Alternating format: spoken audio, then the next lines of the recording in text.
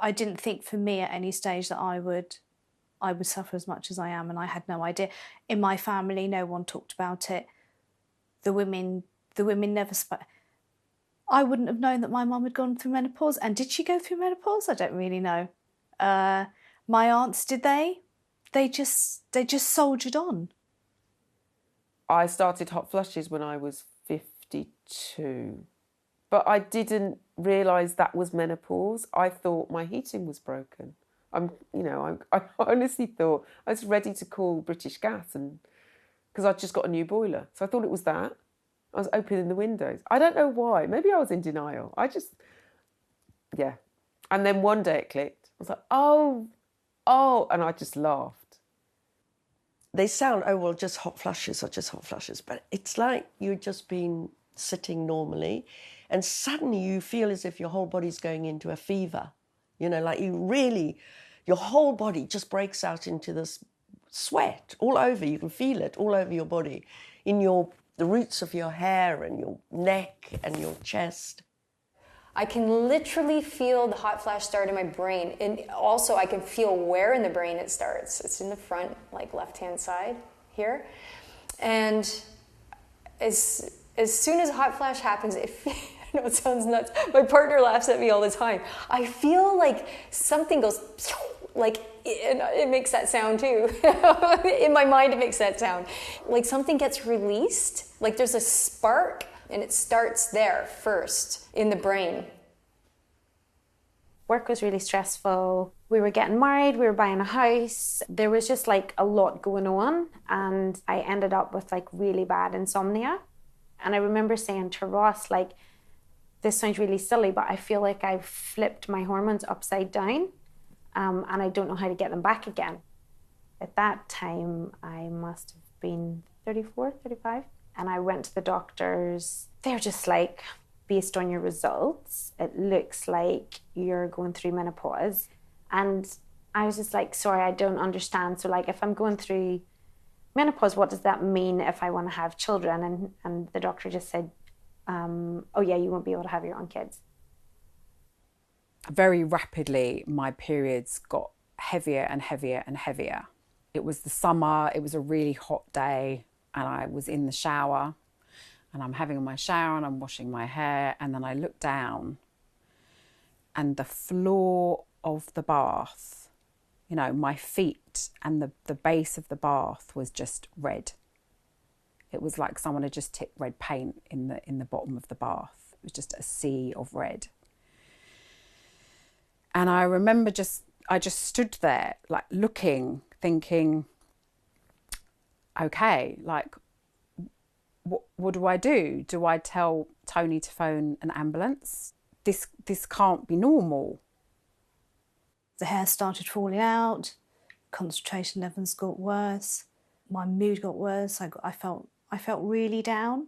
I felt really fat, really huge. You didn't have to eat a lot. You just take a breath and you're swollen and bloated. I don't understand how I can diet and detox for a whole day and wake up in the morning and weigh more. And you know, you can't take off anymore. You're stood there naked on the scales, weighing yourself. You weigh more and you've been eating celery and lettuce the day before and weeing non-stop and you weigh more. What is that about?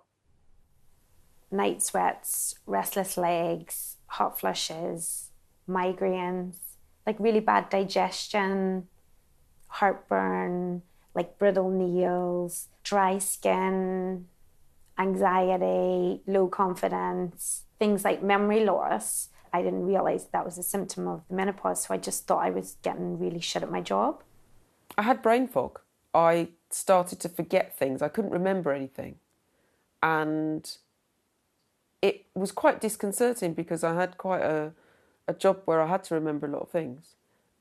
So I would have anxiety attacks where I would start to get shortness of breath and burst into tears. Irrational. You become an irrational person. It doesn't matter this lifetime of learning that you've had about managing your feelings and being aware. All of that just goes out the window. And it's just it's rage. It's like there's an injustice, like this massive injustice. It's really deeply unpleasant. In fact, it's beyond unpleasant. It's scary because I don't feel like me and I'm not in control. So it's just something about like this stage of life where you just lose all patience. Whereas when you're a younger woman, you'd be like a people pleaser and just like, oh, it's okay, or laid back about things, or trying to please people, or trying to be seen in a, oh, she's so nice. And you just like don't even give a shit after a while with this. You're just like, you can't even pretend. I think that when you're going through the menopause, you start to really feel a bit of your mortality, and you kind of know that you're going into this other phase of life. You're no longer a fertile woman. I don't, do I miss periods? I don't know what to say to that. I suppose the inconvenience down there, I don't miss that. But for me, periods was part of my femininity, proved that I was still a woman, and that if I wanted to have a child, I could have a child. But when you have that taken away from you, you do feel that you lose some of your womanness. I said one of the hardest things I've had to come to terms with is intimacy and sex, and not having a desire for myself or with my partner. That's horrific. It's like I'm having a conversation with myself going, okay, how can I feel sexy today? How can I feel like when I look at my partner, I'm like, oh my God, I want you inside me. I want to have it, like really.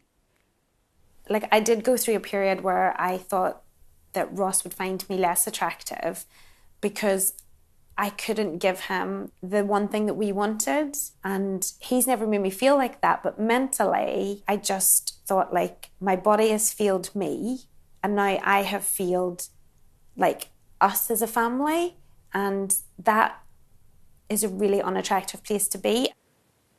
Your vagina starts losing its moisture levels, and you start to dry up basically.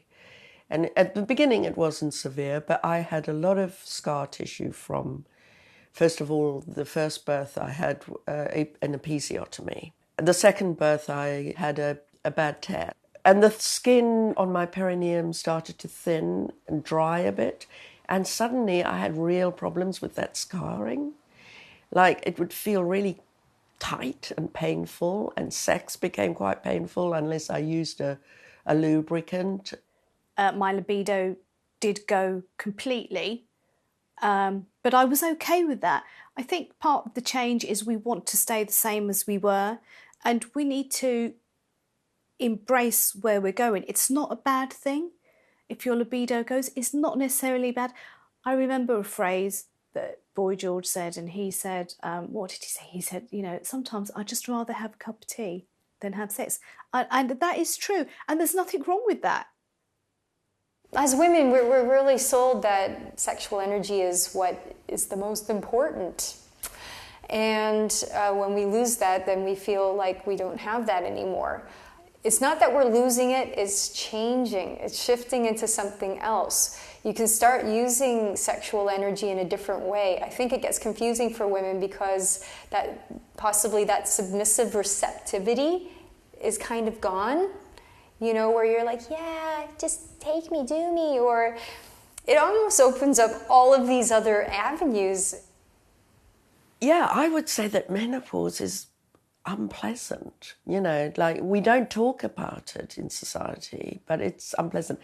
But of course, it's got its good sides as well. Like, it's wonderful now that I've come through the other side, I'm finished my menopause. It's like owning yourself in a way. I mean, I can't stress that high enough. I don't have these mood swings. I feel I'm constant, I feel I understand myself better. All through your fertile years, at times, I did sort of question, who am I? I seem to be all over the place. That all kind of disappears. It's a wonderful relief. There's a million reasons why you can go through it. I know there's people younger than me that have gone through it, and no one tells you that. I often want to tell all of my friends about it, and I want them to understand all about their hormones and their ovulation so that they can feel as empowered as me about it. I feel kind of like how I felt when I was like 11 or 12, 10 years old, before I started getting the hormone changes of puberty, where I just felt like, this is me. Or you just feel like, I know who I am. You do feel like estrogen was just like this weird drug that you were under the influence of, like it was a trip. And now you're coming out the other end of this trip and you're just looking back going like, weird. I feel it's really important to always speak up, because there are still many women who think that menopause is the end of your life. Mate, I'm just getting started. I got shit to do. You know, how can this be the end of my life? You know, when you're 20 and you think 50 is ancient, or when you're 10 and you think 21 is really grown up. No one knows what they're doing. Like, no one. So you may as well just live your life at any age, you know? I'm not lying down. For what?